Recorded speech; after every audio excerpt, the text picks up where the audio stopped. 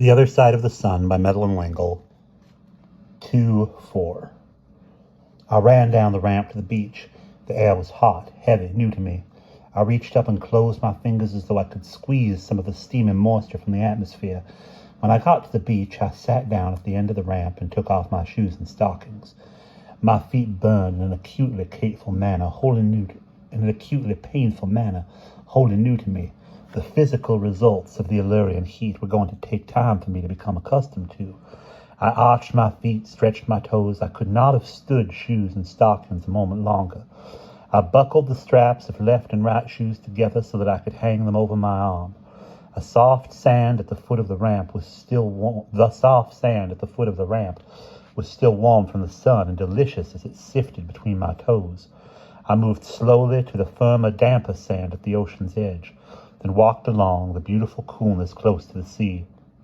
As the waves sucked out into the ocean, I could feel a strange suction beneath my feet. Terry had warned me about the tides and the undertow, the treachery lurking beneath the beauty. Check with Aunt Des about swimming, he had told me. She knows the beaches like the palm of her hand.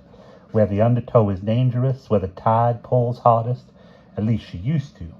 I waded up to my ankles in the warm water, the undertow pulling strongly now. I bent down and dabbed my hot hands in the lacy foam. Splattering salt water, I moved up the beach, then turned to look back at Illyria. The old house was set back on the dunes, an extraordinary monstrosity, though I soon came to see it as beautiful, built up on stilts filled in with wooden latticework.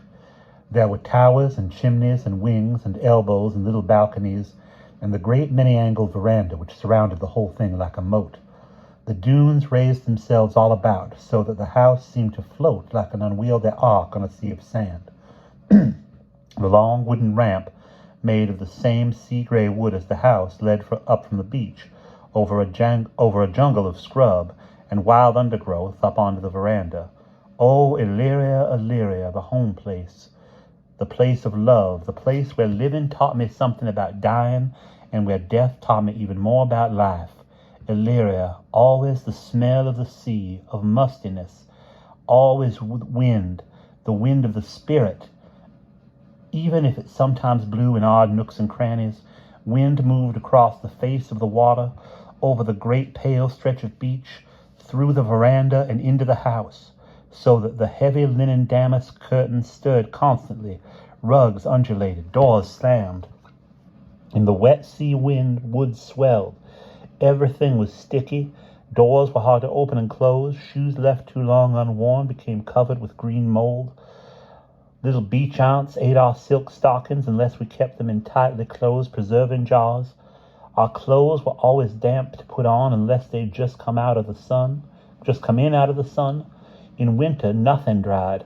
Clothes were constantly and ineffectually draped over the fenders, and the smell of warm, damp cloth added itself to other Illyrian odors.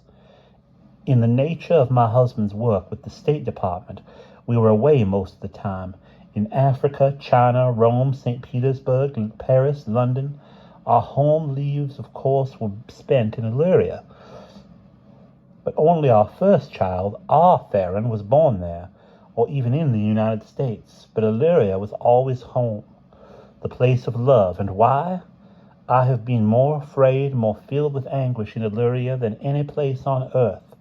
The answer has something to do with love.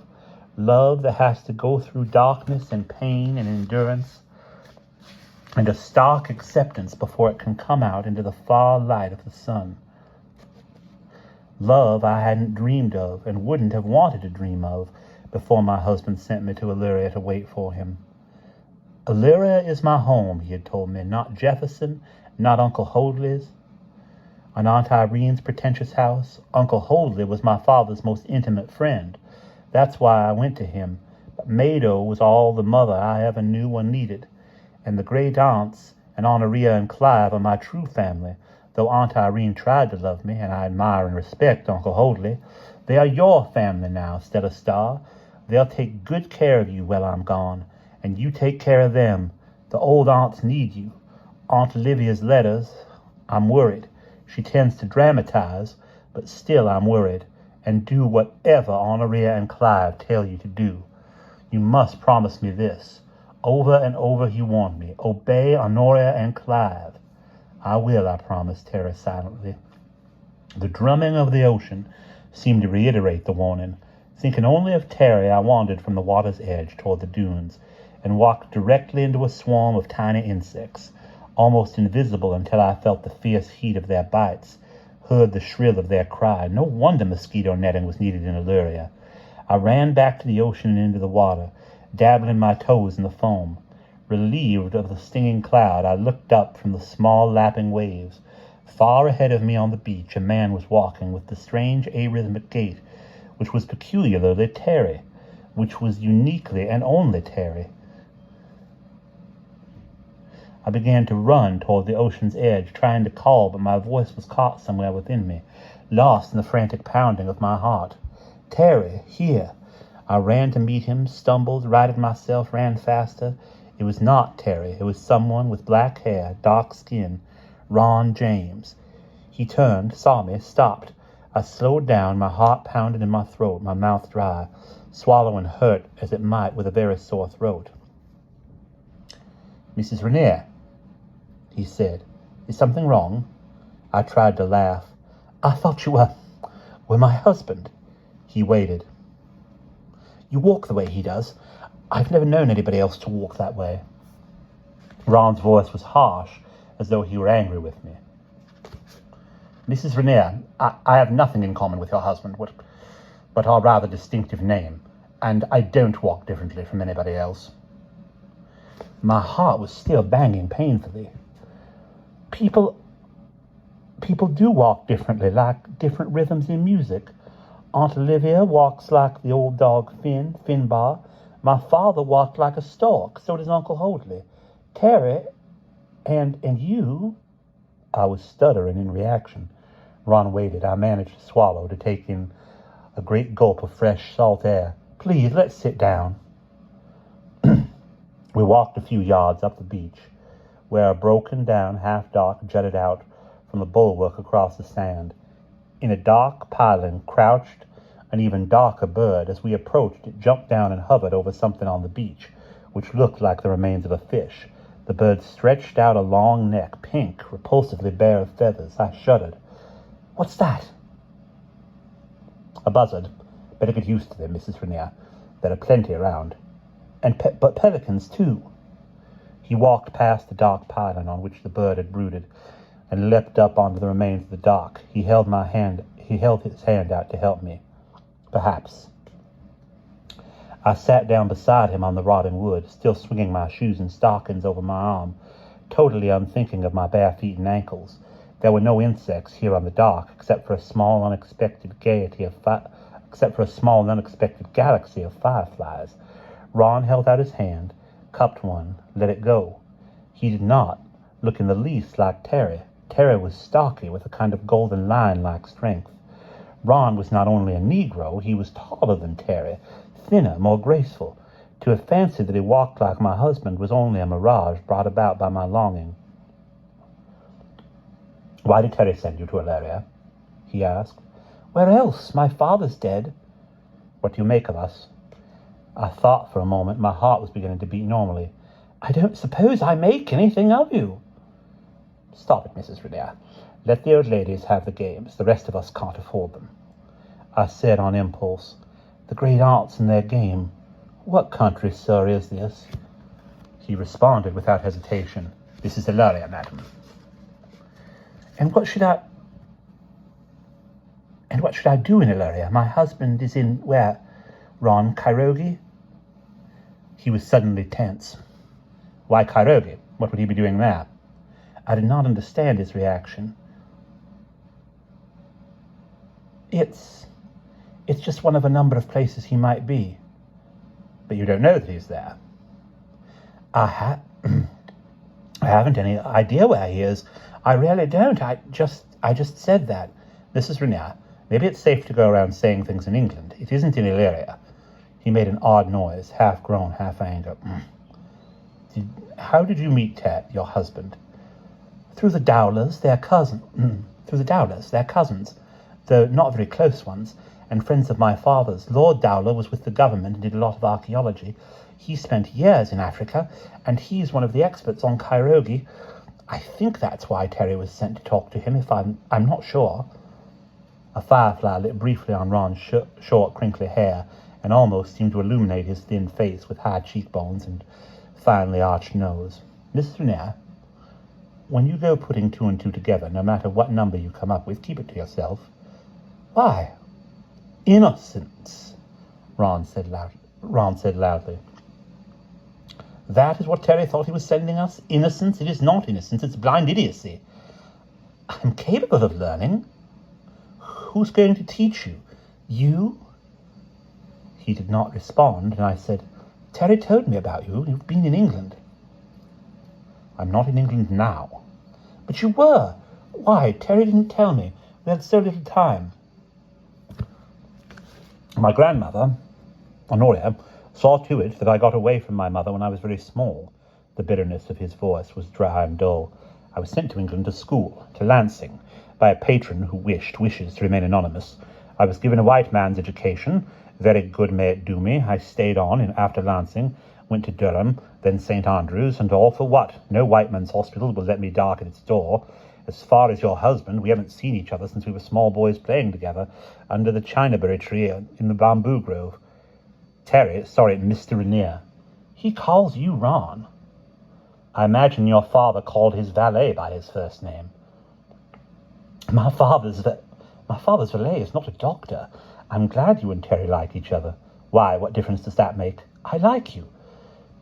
He stood on the rod and wood of the dock, towering over me. But I don't like you, Mrs. Rainier. Please let us get that straight. I have been back in Illyria for 6 months. You too are in Illyria now. You and I can have nothing in common. Illyria? I asked, getting to my feet. Affection for Terry. You must not allow me to be rude to you, Mrs. Rainier. He jumped to the sand, helped me down. Good night. Good night. He made a courteous bow, set off rapidly for Illyria. I knew that I should follow him, that it was time for me to go back, although the sky was still light. Fireflies were brightening. Night was hovering somewhere behind the dunes. Nevertheless, I turned from Ron and walked farther up the beach. And then night fell. It came as Uncle Hoadley had warned me it would, like a clap of thunder. It had been light, a soft, peachy light, light enough for me to see Ron with ease. But then it was night, utter and absolute. The fireflies blazed. From far out over the ocean, a star pulsed.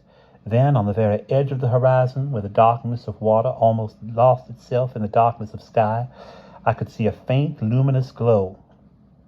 A red streak, almost as though far out at sea were on fire. Almost as though far out at sea there were fire. Then the redness began to have edges, and the look of fire left, and the upper circumference of a huge circle pushed itself out of the water, the color of blood. I had never seen a moon look like this. It frightened me. I walked along the edge of the water, comforting myself with one of Terry's rhymes. Clive and Honoria and Clive, keep Illyria's light alive. They had a son whose name was Jim. Jimmy married, and from him came Terence Ronald, known as Tron, then little Theron, nicknamed Ron. I said it over, meaninglessly, several times, then began to wonder about Terence Ronald. Where was he? As swiftly as night had come, the great sphere, it was nearly full, leapt from the sea, free of the horizon. The blood on the moon faded. It turned burnished gold, seemed to take another leap up into the sky, and shone silver. It was, at last, the familiar moon I knew, the moon under which I had walked with my husband. Was it shining on him somewhere now? I held my hands out to its light, as though to cool them. Then, aching for Terry, trying to hold back foolish forlorn tears, I walked still farther up the beach. Far ahead of me I saw two little figures dancing under the light of the moon, turning in slow, erratic circles. Up on the dunes, warm yellow light came from a small cottage. The heat still bore down oppressively. I felt damp all over, and yet I was grateful for the comforting warmth of that light. The two figures moved together, closer then, circling still, began to play a clapping game. The thought of children out playing on the beach reassured me, and I hurried toward them through the velvety tropical darkness. Peas porridge hot, I heard them chanting. Peas porridge cold. Peas porridge in the pot 9 days old. They were not children, they were little old men. As I approached them in the increasing brilliance of the rising moon, I could see they were no more than 5 feet tall, with laughing, wrinkled faces, white, softly curling hair, and white beards. They looked like something out of Grimm's fairy tales. Ashes, ashes, we all fall down, one of them shouted suddenly, and they tumbled into the sand. The moonlight emphasized their gnomishness, the soft silver of their hair. I sighed with a kind of resigned terror. They saw me, and suddenly they were running toward me, arms out. They were so like children that I could not be frightened. Pretty lady, they cried, and came running along the sand to meet me, tumbling into my arms. They were, I realized, the Illyrian equivalent of village idiots, affectionate and harmless. The middle-aged son of our elderly porter in Oxford had such an idiot, and looked very much like these two men, with the same wrinkled, vulnerable faces and round eyes, with an expression which combined innocence and an ancient, painful wisdom. He used to follow me around like a dog, and I was fond of him, and not in the least afraid. Miss, one of the little men inquired. Mrs. Rainier, I replied, still bemused by the joy of the new name. The new lady, he cried. The new lady at Illyria, joy, joy. They joined hands and danced around me in glee. I could not help laughing. They loosed hands, and one of them pointed first to himself, Willie, and then to his brother, Harry. Hello, Willie. I held my hands out to them. Hello, Harry. They took my hands in theirs, warm and dry as tissue paper, bobbing and nodding their pleasure.